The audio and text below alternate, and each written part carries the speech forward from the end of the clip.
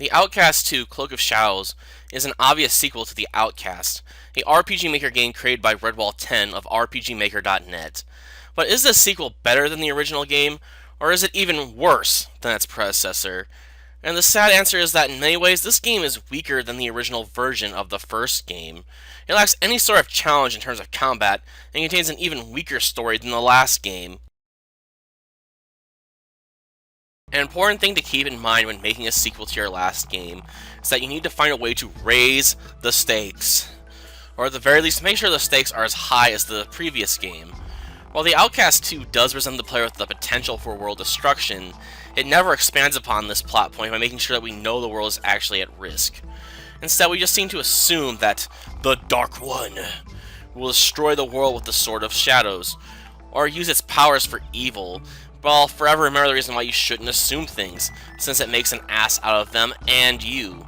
And because we killed the final boss based on mere assumption, I'm left wondering if we killed him for the right reasons, or if we killed him due to assumptions, grounded in baseless assertions, that were built on false accusations about his nature. And on one final note before moving on to discussing the grammar and spelling issues, why are the town's local school and library located outside of the town limits? It just seems strange to place those things outside of the town, considering everything beyond the town walls appears to be in monster territory. Seriously, what sort of weirdo would build a school in an area infested with man-eating monsters? And if the kids are strong enough to brave the wilds in order to go to school, then why isn't this game about them? They obviously have the raw strength or speed, need to be heroes and heroines themselves. On the spelling and grammar side of things, the story still contains a few trouble spots. But I can overlook these issues, considering the fact that Redwall 10 isn't a native English speaker, and the spelling issues that are present don't hinder my ability to understand the plot. I will, however, advise Redwall 10 to looking for some beta testers to help with spelling corrections for this game, since a lot of the spelling mistakes are the kind that a spell checker just wouldn't pick up on. While I could launch into a detailed discussion as to why this game fails in terms of combat, I really only need to discuss one issue in order to illustrate this. The game places no limits on your ability to use your character's super attacks. As such, you can really spam on everything from regular enemies to bosses as soon as combat starts.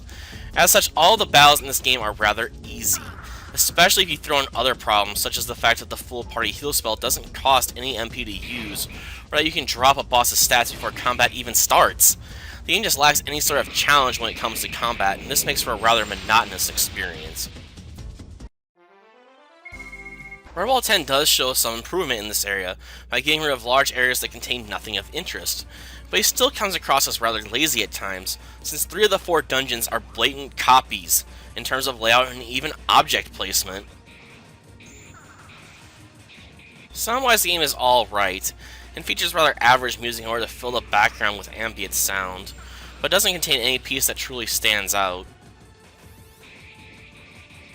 The Outcast 2 Cloak of Shadows is a rather below-average RPG Maker game. Its weak storytelling, in conjunction with its boring combat, makes for a game that isn't really worth paying attention to. On the other hand, this game does make for an interesting time killer if you are curious to see how much damage Ashley, the cleric, can dole out with a single use of her super attack. I wasn't recording at the time, but I did manage to break 90,000 one time. Sadly, this game is no longer available for download to my knowledge, since Redwall 10 has pulled all of his games off of RPGmaker.net once again, apparently upset in my last review of his OutCast game, so even if you wanted to try that out, you can't.